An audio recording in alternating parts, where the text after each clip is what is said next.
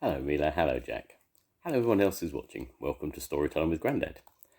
Today's book is Captain Pugwash. Captain Pugwash was a pirate. He thought himself the bravest, most handsome pirate of the seven seas. Here is a portrait of him. He had a ship called the Black Pig, with a crew that was the laziest afloat, and a mate who was always fast asleep. He had too a cabin boy called Tom, and this was lucky because Tom was really the only person aboard who knew how to work the compass, sail the ship, and make the tea. One sunny morning, Captain Pugwash was happily steering his ship through the blue Caribbean Sea, looking as usual for treasure. The mate was asleep, of course, and the crew were all busy lying about the deck, playing games, watching the clouds and the waves and the fishes.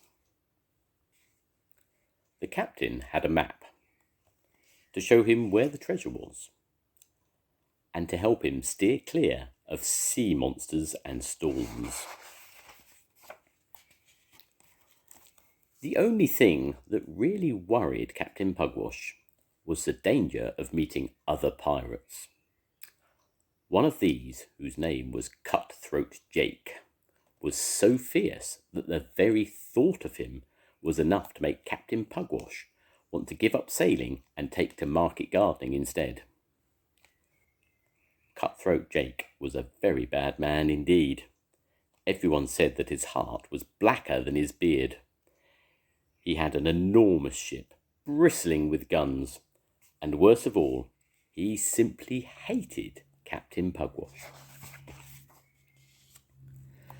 The captain was just thinking about this when there was a loud cry from the crow's nest, where Tom, who was keeping a lookout with the telescope, had just spotted a ship. "Ship ahoy!" shouted Tom, so loudly that it made the captain jump and almost woke up the mate. "What sort of ship?" asked Captain Pugwash, rushing anxiously to the side. "Does it look like a treasure ship?" "It looks a funny sort of ship to me," said Tom as he climbed down the rigging. "I can't see anybody on board, and there's a lot of yellow stuff lying in a shining heap on the deck." "What?" shouted the captain, seizing the telescope. "Good gracious me, it's treasure, and no one to guard it. Lower the dinghy, I'm going aboard."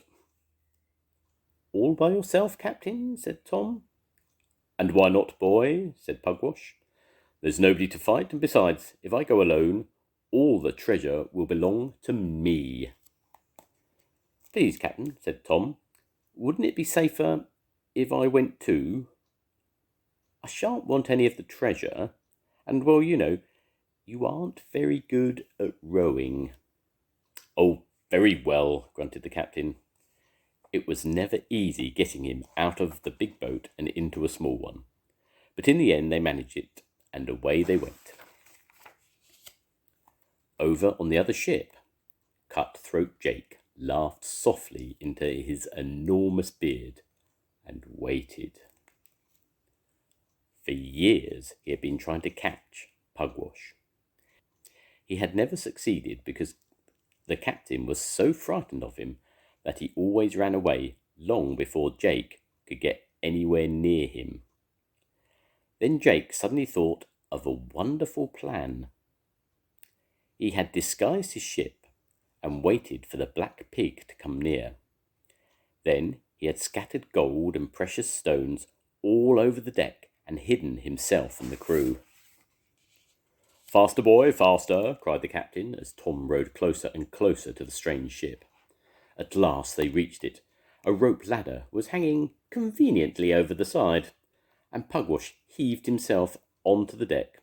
When he got there, he could hardly believe his eyes.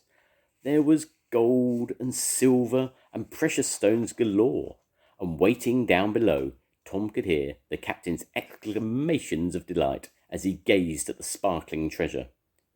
Then suddenly Tom heard a different sort of noise.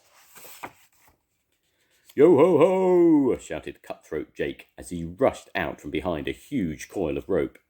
Ya ha ha! Yelled Jake's pirates, leaping out of all the hatchways in sight. And help! Cried Pugwash in a very weak voice as they grabbed him. Got you at last, said Jake, even if it's taken me 20 years. Now, men, what shall we do with him?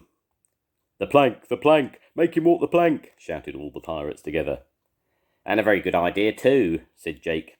And since you're so fond of treasure, Captain, we'll fill your pockets with the stuff. It'll make you sink more quickly. So they stuffed poor Pugwash's pockets with gold and silver and precious stones, and filled his boots too, to make him heavier still.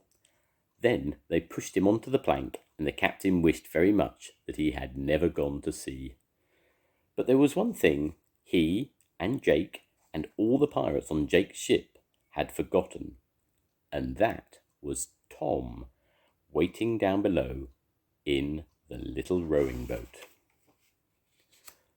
Off you go, Captain, said Jake.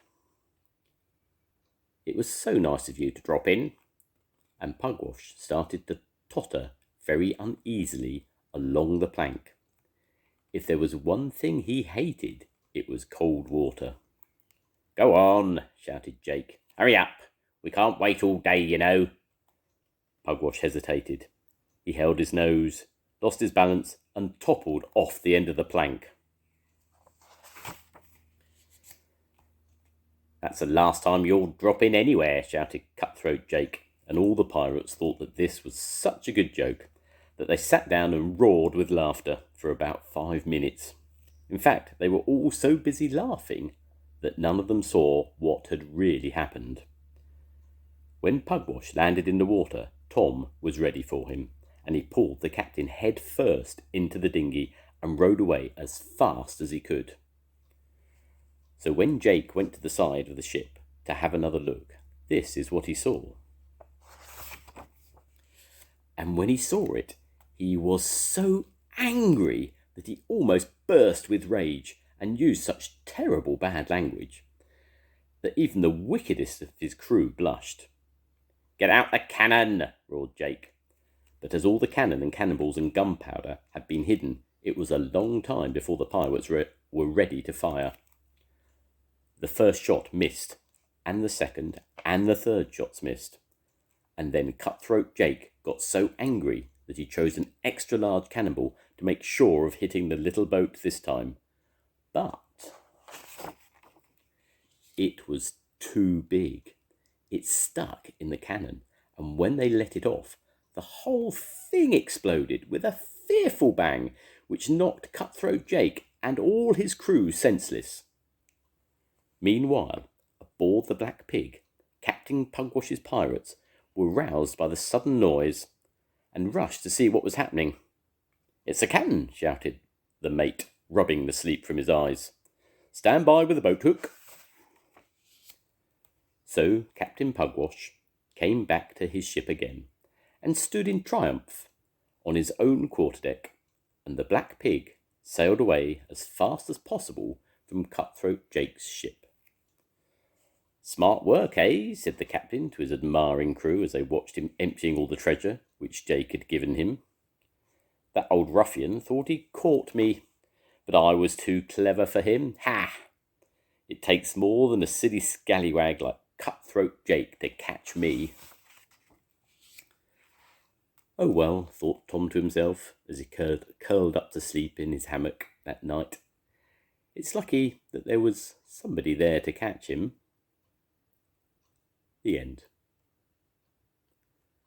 Goodbye, Mila. Goodbye, Jack. I'll see you soon. Goodbye, everybody. Bye.